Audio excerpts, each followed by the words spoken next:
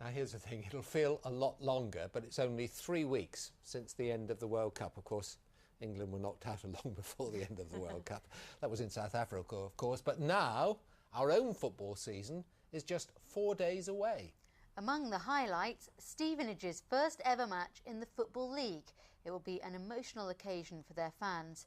14 years ago, they were denied promotion because their ground wasn't up to scratch.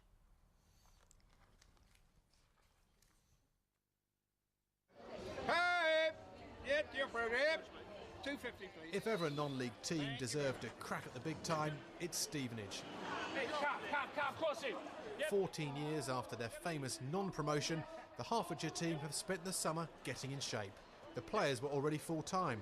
Perhaps the biggest recruitment drive has been for the ball boys and ball girls. We're hoping for a squad of 20 so that we can move things around a bit, especially when it's cold, etc. Quite exciting because I haven't done anything like this before, so that was a great experience. I'm really excited because I've been a fan since I was really young, and it's just nice to be a part of it. Now, one of the main differences of Stevenage being a Football League team is that they've got CCTV which has been installed. It means they've got 26 cameras with no blind spots anywhere inside or outside the ground. Also new for 2010 is the team's name, now just Stevenage Football Club, just like when founded in 1894, although Borough remains their nickname. But it's not just about the here and now. Last year's promotion has allowed the club to create a new youth scheme, thanks to funding from the Football League.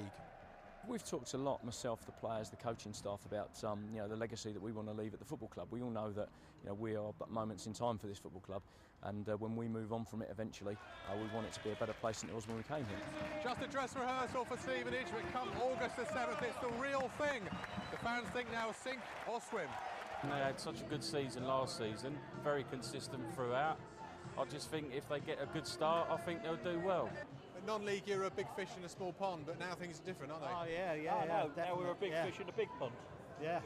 As you can see, the fans are not exactly running scared of League Two, nor is their chief motivator. Head away from our goal, not at our goal! They more than held their own against Championship side Norwich in this pre-season friendly. But on Saturday, it's the real thing. Macclesfield at home in the Football League. It might not sound too exotic, but it's what they've all been waiting for. Jonathan Park, BBC Look East, Stevenage. And of course you followed Stevenage Borough in their big, when they were the Borough, Yes. in their big cup run. Yes, up to Newcastle United. That You was could very hardly stop Alan Shearer talking. I knew you were going to bring that up again. Alan Shearer and I, yes, we had a long chat of about one word. I think it was. It was very exciting following Stevenage, though. That was quite a few years ago.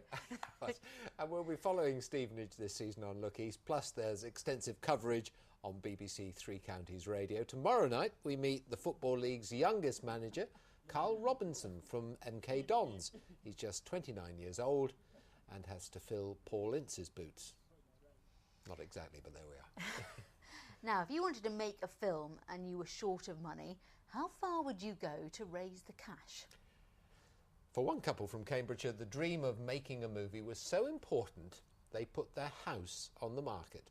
Mike Cartwright has been on set. Like you could start to go and then you turn to say. A wife and a husband who've worked on movies costing millions. Harry Potter, Batman, many more. But in Barnes, a house and a lawn just outside of Cambridge, this one cost just over 100,000. And they sold their house to do it. Well, we thought we could make this one. Yeah. So we decided just to go for it. Yeah, we just go for it. It's like so just sell our house, which is not the wisest decision to make, but it wasn't. It wasn't a practical, financial decision. It was something we always wanted to do. So a life decision. Yeah. And we figured we could wait, for someone to come and knock at our door and get old waiting, or we could just go and do it. So we did it. Set around the 30s, called Dimensions, it's about a mathematician time traveller. Henry Lloyd Hughes, who starred in Harry Potter, plays him. I'm Jane, Stephen's mother. It's lovely to meet you. Camilla Rutherford, who appeared in Gosford Park, his mother. So, what's working on a smaller production like? You have a kind of collective team spirit. It's also much more efficient. And you tend to tear through great swathes of plot, which is good when you're working with, on a time budget as well as a monetary budget. We only drink water at lunchtime. Compared to what on other budgets? Well, whatever you want. Smaller films have made it big before, this one can do the same, they say. It's not Hollywood by any means. It's very English to a degree, I think. If dreams come true, this corner of Cambridgeshire will be seen worldwide. Mike Cartwright, BBC Look East. Oh, that looks good, doesn't it? Looks good from what we've seen. Yes, we do. We like the bits we've seen so some far. of the faces I look as forward well. to the first night, the premiere.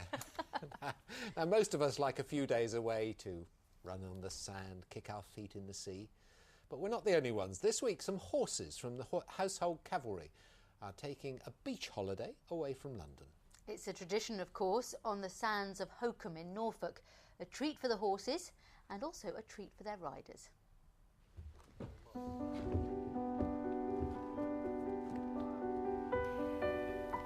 The Household Cavalry Mounted Regiment having a dress-down day at Holcombe Beach in North Norfolk. And for the first time, these drum horses got the chance to feel sand on their hooves. It gives not only the men a break, but also the horses a break as well, in terms of their training, both horses and the men, and it gives them the opportunity to get out into the grass and to do opportunities such as this, to go swimming in the sea. Every summer, the riders and horses come here to recover from a busy schedule. Throughout the year, the regiment carries out mounted duties at state and royal occasions. These 4 horses are the ones you see carrying the kettle drums at events like Trooping the Colour. Back to the beach, and while there might have been some intrepidation to enter the water at first, you can always count on the Major to show them how it's done.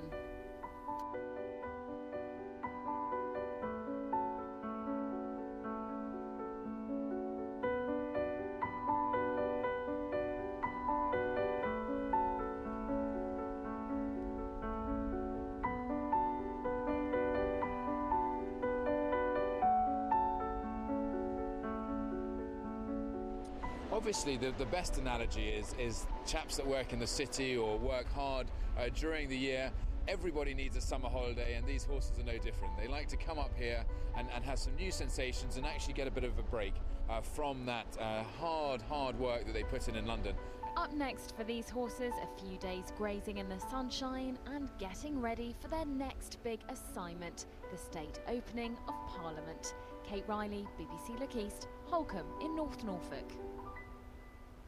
They are always such good pictures, aren't Oh, such a beautiful sight, isn't it? And they had the weather for it. We've had a look back at July, haven't we, Julie? We have indeed. It's hard to believe it's been and gone, really. But July 2010, warm and relatively dry. For many places, the warmest July since 2006. Places like Colchester, that was certainly the case. And the highest temperature at an official recording station, well, taken on the 10th at Weybourne on the North Norfolk coast, where they saw 30.7 Celsius, or certainly felt it. That was around 88 degrees Fahrenheit. Now, the rain, it tended to come in sharp, showery bursts, which meant some of us got wetter than others. So Bedford was one of the driest spots. They only had 12 millimetres, about half an inch of rain. Their average figure should be around 45 millimetres, so about a quarter of the rainfall expected during July. But what a contrast in Wattisham. Here, a real soaking. They had around 67 millimetres of rain. That's around 2.5 inches, just over. And they should have had only around 42 millimetres. So as I said, some of us getting wetter than others, and that was the case today as well. If I show you the radar sequence, you can see that through the afternoon we've had some showers, not everywhere, but those we did have, well, some of those were heavy and thundery too, but most of them have now cleared away to the southeast.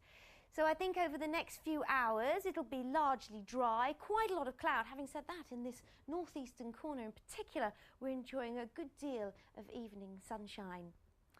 So we should see the last of those showers clearing very quickly, and then the bulk of tonight will be fine and dry. We'll have areas of cloud coming and going, but some clear spells too. And temperatures, well, they'll be about where they should be for the time of year, around 11 to 13 degrees Celsius, so fairly comfortable. and by morning we'll just have a light westerly wind. Now tomorrow, through the day, this weather front will be moving towards us, but I think it'll be a fairly slow process. So a fine dry start for everyone with some spells of sunshine. But as the day goes on, I do think we'll start to see thicker cloud pushing in from the west, and that could introduce just an odd spot or two of light rain and drizzle. But for most of us, fine and dry with the best of the sunshine in the east. Now temperatures tomorrow up to about 22 Celsius for many of us. That's 72 degrees Fahrenheit. The winds just a gentle southwesterly.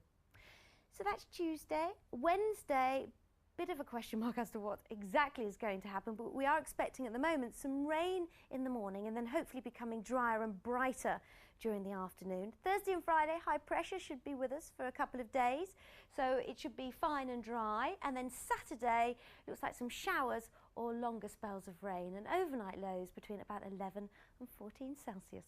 Susie. Jules, thank you very much. That's it from both of us.